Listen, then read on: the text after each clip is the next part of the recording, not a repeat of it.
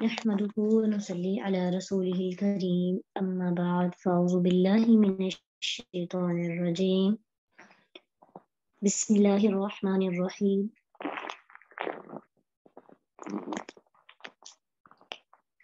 رب اشرح لي صدري ويسر لي أمري واحلل عقدة من لساني يفقهوا قولي رب زدني علما اللهم أرنا الحق حقا وارزقنا اتباعه وأرنا الباطل باطلا وارزقنا اجتنابه اللهم ألهمني رشدي وأعذني من شر نفسي اللهم فقهنا في الدين آمين يا رب العالمين.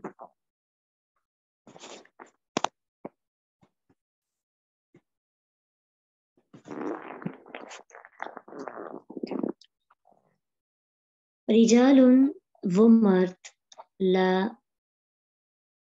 تلہیہم لا نہیں تلہیہم غافل تلہی کا مطلب ہے غافل کرتی ہم انہیں تجارتن تجارت ولا اور نہ بیعن خرید و فروخت ان سے ذکری ذکر اللہ اللہ کے و اقام الصلاۃ اور نماز اور قائم کرنے سے نماز کے و ایتائی اور ادا کرنے سے الزکاۃ زکوٰۃ کے یخافون وہ ڈرتے ہیں یومن اس دن سے تتقلب الٹ پلٹ ہو جائیں گے فی جس دن جس میں القلوب دل والابصار اور نگاہیں. پیچھے ہم نے مساجد کے فضائل پڑھے تھے، مساجد کے بارے میں کہ اس کی فضیلت کیا ہے، اور لوگ نور جو ہے یعنی ایک آیت دوسرے کے ساتھ لنک کرتی ہے. نور کی آیت پڑھی، نور کہاں تلاش کریں؟ مساجد میں جو لوگ جاتے ہیں نا، وہ دراصل وہاں پہ نور کی تلاش میں جاتے ہیں، نور بن جاتے ہیں، ان کے اندر باہر ان کا دل، ان کی آنکھیں نور ہوتی ہیں. پھر کہا کہ کچھ لوگ اتنے زیادہ متقی ہیں، کچھ لوگوں کا ایمان اتنا زیادہ ہے کہ خاص طور پہ ہم مردوں کی بات ہوئی کیونکہ موسٹلی مردوں پر ہی مسجد میں باجماعت نماز ادا کرنے کا حکم، اور ساتھ ہی ساتھ تجارت اور بیع وہ کرتے ہیں. تو دراصل یہ جو رجال ان کے اوپر تنوین ہے نا، یہ ان کی شان کو بیان کر دیا کہ بڑی شان والے مرد ہیں وہ. تجارت اور بیع جو ہے وہ دو ڈفرینٹ ٹرمز ہیں.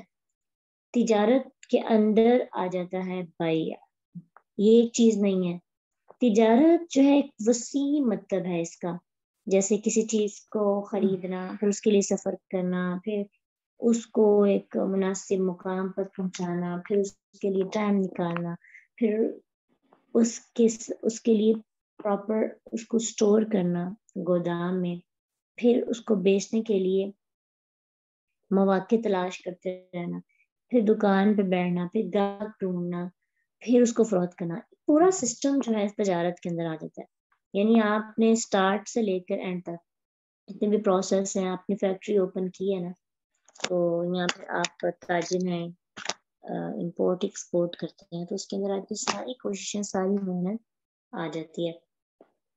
لیکن اگر بیع کی بات کریں نا، تو بیع اس لمحے کو کہتے ہیں جس وقت چیزیں خریدی جاتی ہیں، اور اس لمحے کو کہتے ہیں جس وقت چیزیں بیچی جاتی ہیں. یعنی یہ خرید و فروخت کے لیے آتا ہے. تو تجارت تو ایک پورا پروسیس ہے نا، ڈے ون سے لے کے آپ کے خرید و فروخت، آپ کے پروفٹ تک کے جو لمحات ہیں وہ تجارت میں آ جاتے ہیں.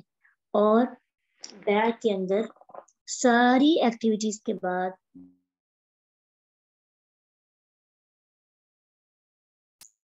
مثلاً آپ یوں سمجھیں کہ آپ گھر میں کوئی پروڈکٹ تیار کرتے ہیں، پروڈکٹ تیار کی، کافی عرصہ لگا، آج آپ نے پروڈکٹ بیچنی ہے، تو جو آج کا لمحہ ہے، بیچنے کا لمحہ، وہ بیع میں آئے گا. اور جب آپ نے وہ پروڈکٹ خریدی تھی، چاہے اس کو را مٹیریل میں لی تھی، تو اس وقت کا جو لمحہ ہے وہ خرید کا ہے. درمیان کے جو سارے پروسیس ہیں وہ تجارت کے اندر، تجارت میں یہ بھی پروسیس آئے گا لیکن باقی بھی آ جائیں گے کہ آپ ان کی پیکنگ کے لیے یا ان کی کیٹیگری کے لیے یا ان کو مزید پالش کرنے کے لیے جو بھی وقت لگا رہے ہیں وہ تجارت میں آتا ہے.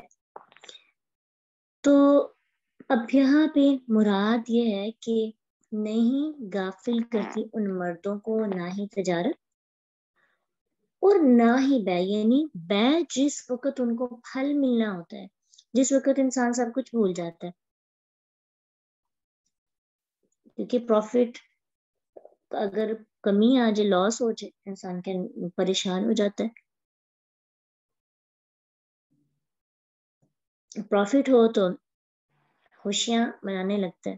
تو اللہ تعالیٰ نے اس آیت کے اندر یہ بات کہی، فرمایا کہ ان عظیم مردوں کو اللہ کے ذکر اور نماز اور زکوٰۃ سے تجارت میں کوئی بھی چیز، یعنی یہ کام کرتے ہوئے اگر وہ تجارت بھی کر رہے ہوں تو ان کی تجارت ان کو ان کاموں سے روکتی نہیں ہے. اور تجارت کے تمام کاموں میں خاص اس کام کا ذکر کیا جو تجارت کی ساری محنت کا نتیجہ ہوتا ہے، اور وہ ہے بیع. اور یعنی اللہ کے ان بندوں کو تجارت میں درکار کوئی بھی کام اللہ کے ذکر سے غافل نہیں کرتا. اذان ہونے پر کوئی بھی چیز بک رہی ہو یا خریدی جا رہی ہو، کتنا ہی نفع حاصل کیوں نہ ہو رہا ہو، وہ دنیا کے اس نفع کو لات مار کر اللہ کے گھر میں حاضر ہو جاتے ہیں. ایسا ایمان ہے کسی کا؟ یہ ایمان ایسا ہے کہ اس کا ذکر اللہ نے قرآن میں کیا. کتنے خوش قسمت لوگ ہوں گے، کتنے خوش قسمت ایسے مرد ہوں گے کہ جو اپنی ڈیوٹی کو چھوڑ کر اللہ کے رضا کے لیے مسجد میں جا کر نماز پڑھتے ہیں تکبیر اولیٰ سے. ایسے لوگوں پر رشک کرنا چاہیے جو اپنی تجارت، اپنی ڈیوٹی، اپنی جاب کو امپورٹنٹ نہیں سمجھتے اللہ کے حکم اور اللہ کی عبادات کے سامنے. ان کے نزدیک زندگی کا مقصد عبادت ہے اور جینے کے لیے ان کو روٹی کپڑا مکان چاہیے. تو وہ روٹی کپڑا مکان کو سر پہ سوار نہیں کرتے، وہ اللہ کی عبادت کو فرسٹ پریورٹی دیتے ہیں. ایسے لوگوں کی تو شان ہی الگ ہے کہ یہ اللہ کے ذکر سے غافل نہیں ہوتے. اور اللہ ہمارے ساتھ رہنے والے لوگوں کو بھی شامل کر لے اور ہماری نسلوں، ہماری اولاد میں سے ایسے لوگ پیدا کرے جو مساجد سے محبت کرنے والے ہوں، جو مساجد میں جا کر اللہ کا نور ڈھونڈنے والے ہوں. تو رجال لا تلہیہم تجارت ولا بیع عن ذکر اللہ. ذکر اللہ سے مراد اللہ کو یاد کرنا. اس سے مراد یہ ہے کہ آپ جو تسبیحات یا ورد وغیرہ کرتے ہیں وہ بھی آ سکتا ہے، اور تجارت کے موقع پر اللہ کا آپ کے ذہن میں ہونا. اور جب اللہ آپ کے ذہن میں ہوگا، آپ کے دل و دماغ میں ہوگا، تو آپ ڈنڈی نہیں ماریں گے، آپ دھوکہ نہیں دیں گے کسی کو. آپ ڈیوٹی پہ ہیں تو آپ جیسے جابس کرتے ہیں نا کچھ لوگ، جی باس سامنے نہیں ہے تو آج تھوڑی موجے کر لیتے ہیں. ایسا نہیں ہوتا. وہ اپنی ایمانت میں خیانت نہیں کرتے، اللہ کو نہیں بولتے، اپنے کام کو اپنے حلال طریقے کے ساتھ اور جو ڈیوٹیز ہیں اس کو اچھے سے پورا کرنا، یہ دراصل اللہ کا ذکر ہی ہے. ہمیں لگتا ہے اللہ تعالیٰ نے انسانوں کو یہ حکم دیا ہے جی چھوڑو دنیا اور بیٹھ کے اکیلی عبادت کرتے جاؤ اور رہبانیت اختیار کرو. دین رہبانیت کا حکم نہیں دیتا. دیکھیے پراپر کچھ چیزیں سکھائی جا رہی ہیں کہ اللہ کا ذکر کرو تجارت کے دوران.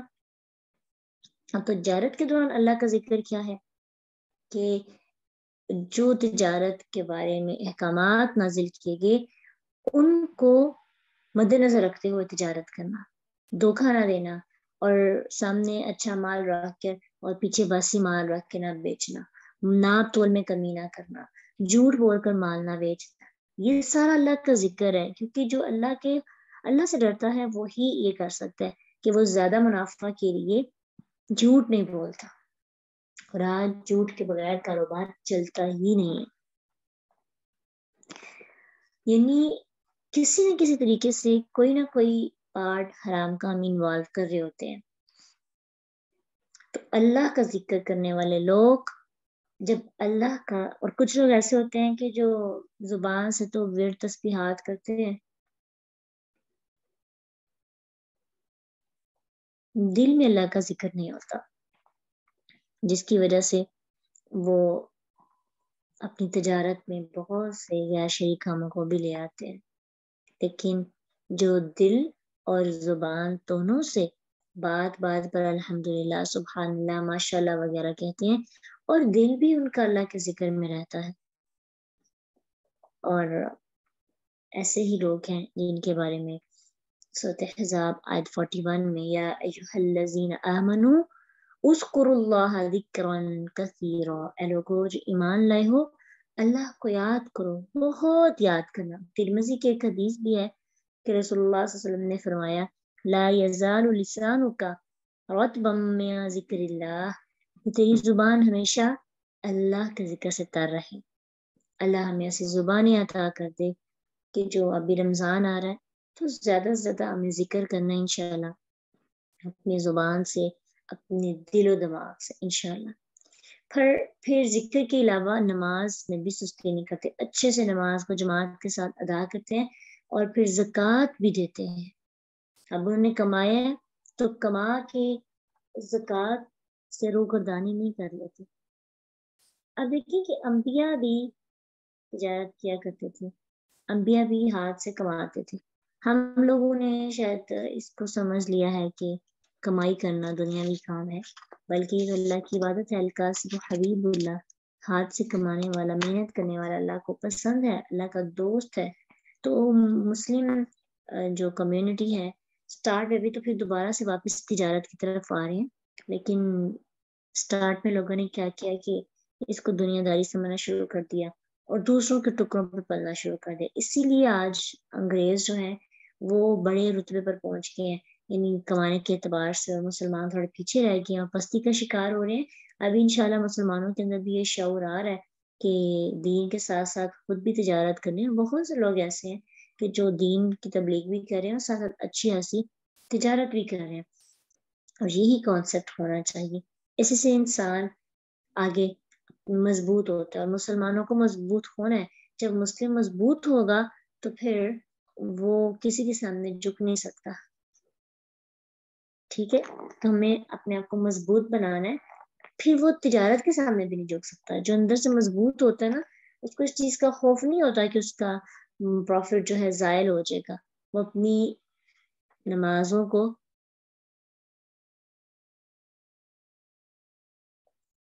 پیسوں کے ڈر سے لیٹ نہیں کرتا. اس لیے اللہ تعالیٰ کا مطلب، اللہ کا مطلوب یہ ہے کہ اللہ کے بندے دنیا کے سب جائز کام کریں، لیکن وہ کام ان کے لیے اس کی یاد اور اس کے احکام کو پورا کرنے میں رکاوٹ نہ بنے. ٹھیک ہے، صحیح بخاری میں امام بخاری نے کتاب البیوع میں یہ آیت بھی لکھی، اور ساتھ میں انہوں نے صحابہ کرام رضی اللہ عنہ کا حال بھی بیان کیا.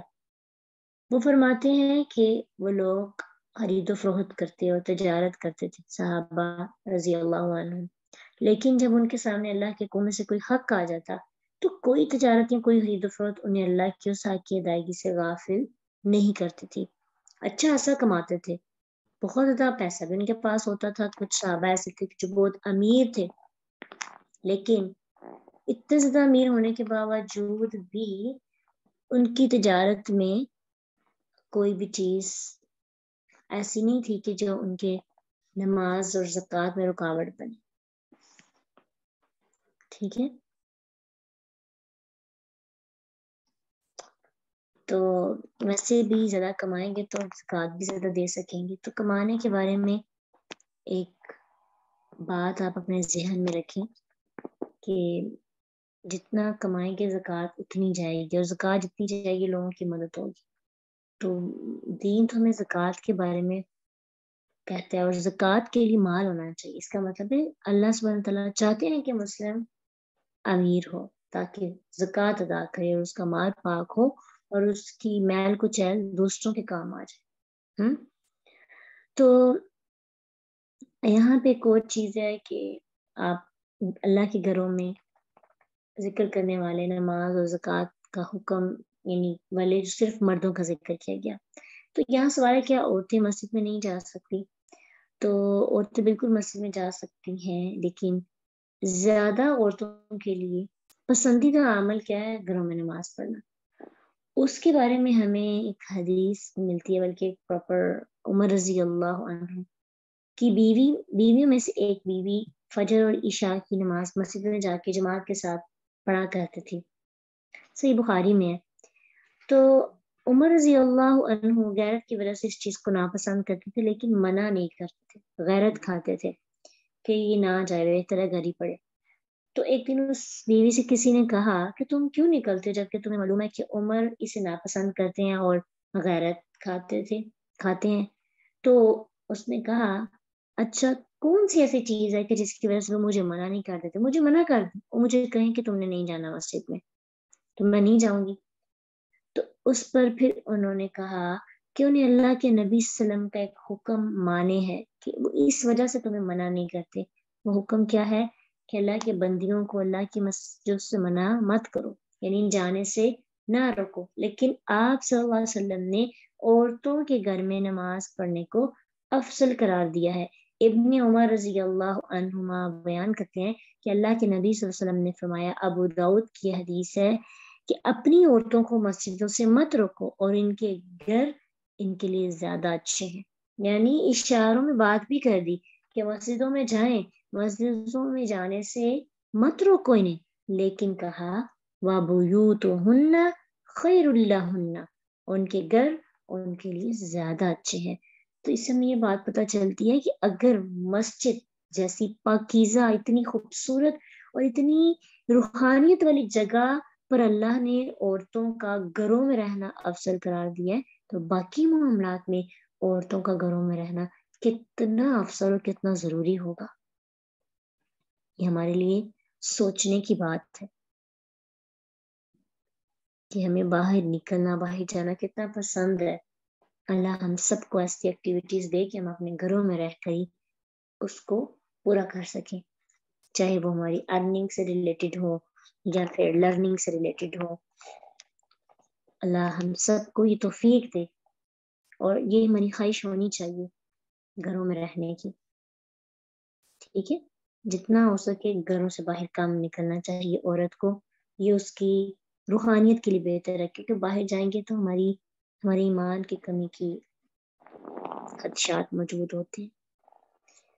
اچھا، یہ سب لوگ اتنا زیادہ اہتمام اور اتنا اپنی تجارت پر کام، اور یہ بہت بڑا کام ہے. اگر آپ اس کو چھوٹا سمجھیں تو مشکل والا نہ سمجھے، تو یہ سمجھے کہ آپ نے اسے کبھی محسوس نہیں کیا. اگر ہم کبھی لیپ ٹاپ کے سامنے بیٹھے ہوں نا، گھر میں کوئی کام کر رہے ہوں یا پھر کچن میں کام کر رہے ہوں، تو اس کو چھوڑ کر مسئلے تک آنا بڑا مشکل کام ہوتا ہے. وقت پر نہیں آ پاتے، کہتے ہیں چلو ہڈیاں پوری کر ہی لیں تو جاتے ہیں، یا وائپر لگا ہی لیں، صحن صاف کر ہی لیں تو پھر نماز پڑھ لیتے ہیں.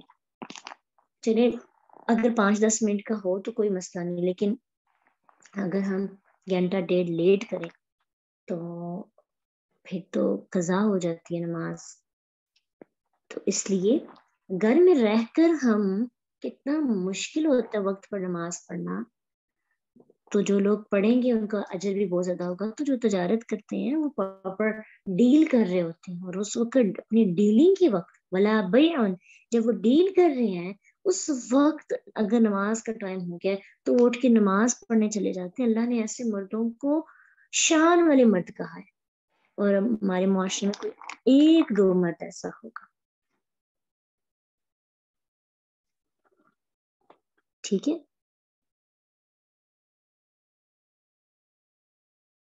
جی. اگر ہم سیٹ کرتے ہیں، اپنی پریورٹیز رکھتے ہیں، اب دیکھیے ہمارے گھر اگر میں گیسٹ آئے ہوں تو ان سے اٹھ کر نماز پڑھنا کتنا مشکل کام ہوتا ہے. تو اس وقت واقعی احساس ہوتا ہے کہ کتنا مشکل ہے گیسٹ کو بھی دیکھنا اور ساتھ میں نماز بھی پڑھنا. اکثر ہماری نماز اس وجہ سے بھی لیٹ ہو جاتی ہے. اللہ ہمیں اتنا حوصلہ، اتنی توفیق عطا کرے کہ ہم اپنے مہمانوں کو بھی کہیں چلے آپ بھی نماز پڑھ لیں تو میں بھی پڑھ لیتی ہوں. اور یہ نا جو کچھ لوگ ایسے ہوتے ہیں جو کہہ سکتے ہیں لیکن کچھ لوگ شرم کے مارے پتہ نہیں ان کے اندر اتنا کانفیڈنس نہیں ہوتا. اللہ ہمیں اتنا کانفیڈنس دے کہ ہمارے لیے سب سے زیادہ ضروری نماز ہو جائے.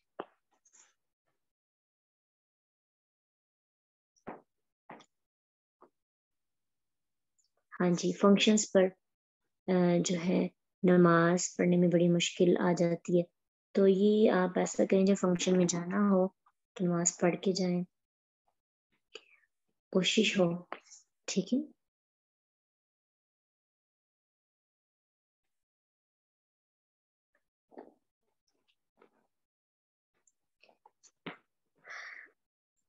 اور یہ سب کون کر سکتا ہے؟ اتنا حوصلہ، اتنا جذبہ، اتنی ہمت کس کے پاس آ سکتی ہے؟ وہی بندہ جس کی نظر آخرت پر ہے. یخافون یوما تتقلب فیہ القلوب والابصار، کہ وہ ڈرتے ہیں اس دن سے الٹ پلٹ ہو جائیں گے جس میں دل اور نگاہیں. یعنی ان مردوں کا اللہ کے گھروں میں ذکر و تسبیح کرنا اس دن کے خوف کی وجہ سے جب دل اور آنکھیں الٹ جائیں گی، یعنی دل اور آنکھیں خوف اور گھبراہٹ کی شدت سے اپنی جو جگہ ہے اسے چھوڑ دیں گی. اللہ اکبر. یعنی دل کی جگہ کیا ہے؟ سینہ. وہ سینے کو چھوڑ دیں گی. اتنی گھبراہٹ آئے گی کہ جیسے کہتے ہیں نا دل پھٹ جائے گا، تو وہ دل جگہ ہی چھوڑ دے گا اور آنکھیں بھی الٹ جائیں گی. سورۃ مومن آیت 18 میں اللہ سبحانہ تعالیٰ فرماتے ہیں اور انہیں قریب آنے والی گھڑی سے ڈرا جب دل گلوں کے پاس غم سے بھرے ہوں گے. پھر فرمایا سورۃ ابراہیم میں کہ انہیں صرف اس دن کے لیے مہلت دے رہا ہے جس میں آنکھیں کھلی رہ جائیں گی. جیسے ہم آنکھیں چپکتے ہیں نا، آنکھیں ایسے خوف کی وجہ سے بالکل سٹاپ ہو جائیں گی اور کھل جائیں گی. جیسے آپ دیکھیں کہ اگر کسی کی آنکھیں، کوئی انسان صحیح آنکھیں کھول کر باہر نکال کے بیٹھا ہو نا تو کتنا ڈر لگتا ہے اس کی طرف دیکھ کے. آپ یہ امیجن کر لیں کہ اس دن کے خوف کی وجہ سے دل گلوں تک پہنچ جائے گا، بل ابصار اور نگاہیں کھل جائیں گی، اپنی جگہ چھوڑ دیں گی یا کھلی کی کھلی رہ جائیں گی.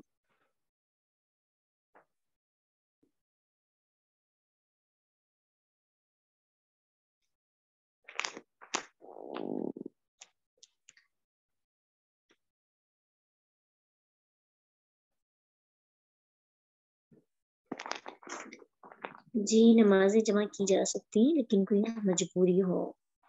اگر نماز جمع کرنا زیادہ اتنا اس پر نہ ہوتا تو اتنی زیادہ تاکید کیوں ہوتی وقت پہ نماز پڑھنے کی.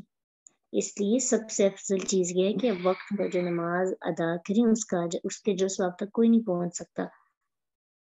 اگر یہی بات ہوتی تو آپ خود سوچیں قرآن میں یہ بات کیوں آتی کہ وہ مرد جنہیں تجارت اور ان کی بے بھی غافل نہیں کرتی ان کی نماز ادا کرنے میں. یہ بھی تو کہا وہ تجارت کر لیں، ڈیلنگ کر لیں، بعد میں نماز پڑھ لیں، جمع کر لیں پورے دن کی 4 کٹھی پڑھ لیں تو ان کا اجر اتنا ہی ہوگا جتنا اجر جو اپنی ڈیلنگ کو چھوڑتے جا کے مسجد میں نماز پڑھنے کے.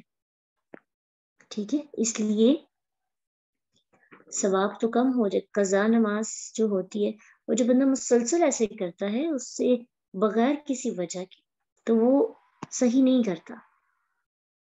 ٹھیک ہے. تو سب سے پہلی پریورٹی ہماری وقت پہ نماز پڑھنے کی ہونی چاہیے. اگر کٹھی جمع کرنی ہے تو پھر یہ اتنی زیادہ تاکید اور اتنی ٹائمنگ اور اتنا سب کچھ اس کی اہمیت بتانا کوئی تو وجہ ہے نا. اور سب سے ضروری ہمارے لیے قرآن کی دلیل کہ جو لوگ آخرت کے دن پر جن کی نظر ہوتی ہے، جن کا آخرت پر ایمان ہوتا ہے، آخرت پر نگاہ ہوتی ہے، وہ اپنے کام وقت پہ کرتے ہیں. جی.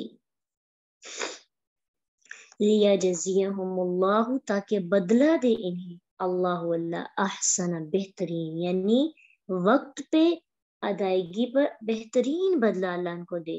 ما عملو، اس کا جنہوں نے عمل کی، ویزیدہم، اور زیادہ دے انہیں میاں فضلی ہی، اپنے فضل سے. واللہ یرزق من یشاء بغیر حساب، اور اللہ وہ رزق دیتا ہے جسے وہ چاہتا ہے بغیر حساب کے. تو اللہ نے ان لوگوں کی فضیلت میں کیا کہا کہ یہ سب کام وہ کیوں کرتے ہیں؟ ایک تو ان کے آخرت کا خوف، دوسرا وہ بہترین اجر پانا چاہتے ہیں. تو ظاہری بات ہے کہ سب سے پسندیدہ عمل کہا بھی کس کو گیا ہے؟ وقت پہ نماز ادا کرنے کو. تو وقت پہ نماز ادا کرنے کے لیے ہمارے پاس ٹارگیٹ اور ہمارا مقصد کیا ہوتا ہے کہ اللہ کے پسندیدہ بندے بن جائیں، بہترین اجر حاصل کر لیں اور اپنے اجر میں اضافہ کریں. اور جو جتنے اخلاص کے ساتھ کرتے ہیں اللہ اپنا فضل اس پر اتنا زیادہ کر دیتا ہے. اللہ یرزق من یشاء بغیر حساب. اللہ کہتے ہیں رزق کی فکر نہ کرو، اللہ جس کو چاہتا ہے بے حساب رزق دیتا ہے. تم رزق کی وجہ سے اپنی نمازوں کو، اپنے معاملات کو، اپنے اللہ کے ذکر کو اس سے روگردانی کرتے ہو، غافل ہو جاتے ہو. اللہ یرزق من یشاء بغیر حساب. اس کی فکر، اس کی ٹینشن نہیں ہونی چاہیے. والذین کفروا، اور جنہوں نے کفر کیا، اعمالہم، اعمال ان کے، کسراب، مانید، کا مطلب ہوتا ہے مانید، سراب، سراب کے، بقیعۃ، چٹیل میدان میں، یحسبہ، سمجھتا ہے اسے، یحسب، سمجھتا ہے، گمان کرتا ہے، ہو اسے، کس سے؟ اس سراب کو، الظمآن، سخت پیاس، ظمآن، ماءً، پانی، حتیٰ، یہاں تک کہ جو سخت پیاسا بندہ ہے اس سراب کو پانی سمجھتا ہے.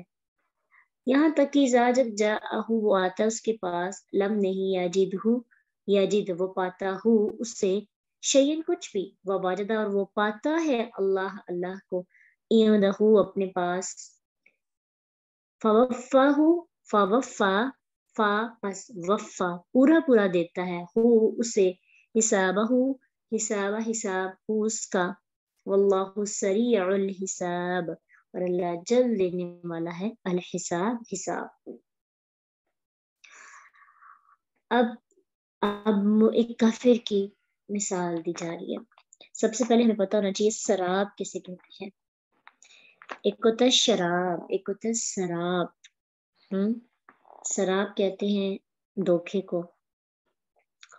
اور چٹیل میدان یا ریگستانی صحرا میں دوپہر کے وقت سورج کی روشنی کی وجہ سے دور سے نظر آتا ہے کہ جیسے پانی بہہ رہا ہے یا پانی لہریں مار رہا ہے، تو اسے سراب کہتے ہیں. پاس جا کے دیکھیں تو وہ ریت ہی ہوتی ہے ریگستانی صحراؤں میں، لیکن پیچھے سے دور سے نظر کا دھوکا ہوتا ہے، اس لیے اس کو سراب. اور اب یہاں پہ جیسے کہ اہل ایمان کی مثال دی، نور کی مثال بیان کی اہل ایمان کے لیے، تو اب کفار کے اعمال کی دو مثالیں بیان کی جانے لگی ہیں، ایک ہی اور ایک اگلی آیت میں. تو ان مثالوں سے پتہ چلتا ہے کہ کافر دو قسم کی ہیں. اہل علم نے دو قسم کے کافر کے بارے میں یہاں وضاحت کی. چمکتی چیز، اور ہر چمکتی چیز سونا نہیں ہوتی، بالکل ایسا ہی ہے. پہلی قسم کا کافر وہ ہے جو اپنے گمان کے مطابق کچھ اچھے کام کرتا ہے، جیسے ویلفیئر کا کام کر لینا، یا بس اس کا اخلاق بھی بہت اچھا ہوتا ہے. کچھ لوگ ایسے ہوتے ہیں جو نمازیں کوئی نہیں پڑھتے، زکوٰۃ بھی نہیں دیتے،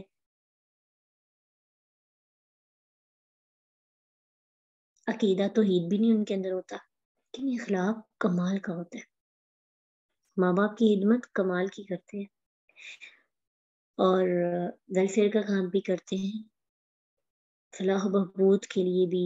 جیسے اس وقت بیت اللہ کی خدمت کرتے تھے مشرکین مکہ، حاجیوں کو پانی پلاتے تھے، اتنا زیادہ خیال رکھتے تھے حاجیوں کا، اور صدقہ خیرات وغیرہ کرتے تھے. آج بھی آپ دیکھیں گے کہ ان کے اندر یہ والا صدقہ خیرات جو کرتے ہیں نا، وہ دل کھول کے کرتے ہیں. وہاں پہ افطاری وغیرہ کرائی جاتی ہے، سحری، وہ کتنے کے لوگ ہوتے ہوں گے، تو وہ سب لوگ ہی کرتے ہیں نا صدقہ خیرات. تو ان کا یہ سب، ان کی جو سب کام تھے وہ اچھے کام تھے، بظاہر اچھے تھے، لیکن پھر بھی ان کی شامت آئے گی اللہ کے ہاں. کیوں؟ کیونکہ توحید کے بنا انسان کا کوئی بھی عمل قبول نہیں ہوتا. تو ان لوگوں کو دنیا میں جزا مل جائے گی، آخرت میں ان کے لیے سزا ہے. سورۃ احقاف آیت 20 میں اللہ سبحانہ وتعالیٰ فرماتے ہیں کہ اللہ ان کو کہیں گے کہ تم اپنی نیکیاں اپنی دنیا کی زندگی میں لے چکے ہو اور تم ان سے فائدہ اٹھا چکے ہو، اب تمہارا کوئی حصہ نہیں۔ اس لیے دیکھیں کہ ایسے لوگ بہت زیادہ امیر بھی ہوتے ہیں، ان کو بہت زیادہ اللہ تعالیٰ نے مال و دولت بھی دیا ہوتا ہے اور وہ اسی مال سے لوگوں کی ہیلپ بھی کرتے ہیں۔ تم لوگ اکثر دیکھ کے آتے ہیں کہ ان کے پاس کتنا ہے اور ہمارے پاس حالانکہ اللہ کتنے قریب بھی نہیں ہے، تو ان کے اچھے مال کی وجہ سے ان کو دنیا میں سب کچھ مل جاتا ہے۔ ہمیں تو خوش ہونا چاہیے ہمارے آخرت کا حصہ اللہ کے پاس سیو ہے، اللہ کے بینک میں، یعنی اکاؤنٹس ہمارے بنے ہوئے۔ تو اب اس آیت کو اس مثال کے ساتھ سمجھتے ہیں کہ جن لوگوں نے اپنے رب کے ساتھ کفر کیا، ان کے اعمال کی مثال ایسے ہے جیسے دوپہر کے وقت ایک سخت پیاسا شخص دور سے دیکھتا ہے تو اس کو لگتا ہے کہ پانی ہے، اصل میں تو وہ سراب ہوتا ہے۔ وہ سخت پیاس کی وجہ سے پانی سمجھ کر وہاں پہنچتا ہے، بھاگتا چلا آتا ہے، سانس پھولا ہوتا ہے، وہاں آ کے دیکھتا ہے تو پانی نہیں ہوتا۔ امیجن کریں اس بندے کی کیفیت کیا ہوگی۔ کبھی کبھی اگر ہمیں کوئی دھوکہ ملے نا، ہمیں اتنا غصہ آتا ہے خود پر کہ مجھے عقل کیوں نہ آئی، مجھے وقت پہ کیوں نہ سمجھ آئے، میں اتنی دور سے سفر کر کے آئی ہوں، مجھے کیوں میرے ساتھ ایسے ہوا۔ اور پھر کیا ہوتا ہے، وہاں پہ پانی تو ہوتا نہیں، لیکن وہاں پہ ایک کاؤنٹر بیٹھا ہوتا ہے، لاؤ اپنا مال دکھاؤ، چیک کریں۔ کاؤنٹر یعنی حساب کرنے والا، حساب کا تقاضا کرنے والا اسے پکڑ کر اپنے حساب میں باندھ لیتا ہے۔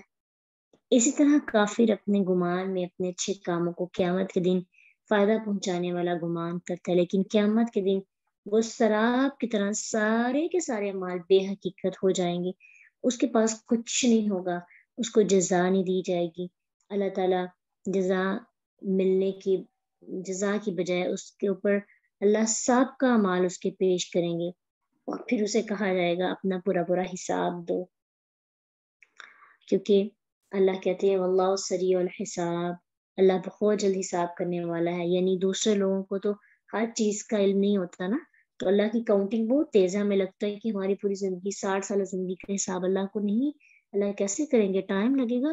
آپ دیکھیں آج آپ موبائل اور کیلکولیٹر کو دیکھیں کہ وہی کام جو ہم اتنی دیر میں کرتے تھے منٹوں میں ہو جاتا ہے، تو اللہ تو منٹوں سیکنڈ سے بھی پہلے کر لیں گے، وہ بہت جلد حساب لینے والا ہے۔ یعنی اس کے دو میننگ ہو سکتے ہیں ایسے کہ ابھی ہماری شامت جلدی آنے والی ہے، دوسرا اس کی کاؤنٹنگ بہت تیز ہوگی کہ انسان یہ سمجھے گا کہ اتنی دنیا کی کاؤنٹنگ اللہ کریں گے، اس کا کیلکولیٹر اس کی کاؤنٹنگ بہت تیز ہوگی، انسان سوچ بھی نہیں سکتا۔ اس کے لیے پوری کتاب کو پڑھنے کی ضرورت نہیں ہے، اس نے بغیر پڑھے ہی حساب کر دینا ہے کیونکہ وہ جانتا ہے۔ ٹھیک ہے، ابھی دوسرا بتانا ہے، ابھی ایک کی مثال، ایک کافر ہے، ایک ٹائپ بتائیے۔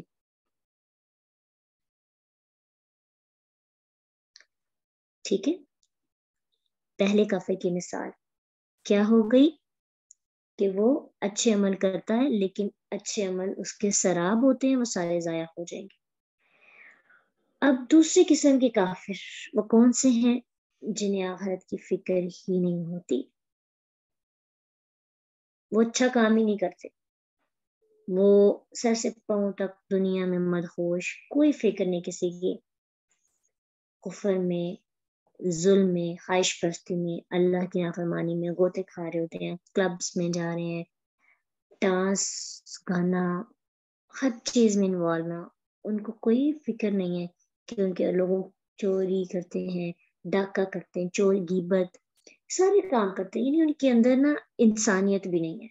ان کو آخرت کی، ایسے جو لوگ ہیں نا ایسے کافر، ان کو آخرت کی فکر ہے، ان کو لگتا ہے کہ ان کو آگے جا کر حساب دینا ہے، تو وہ اچھے عمل کر لیتے ہیں، لیکن ان کے اچھے عمل ان کو دنیا میں فائدہ دے دیتے ہیں، ان کو پتہ ہے انہوں نے مرنا ہے۔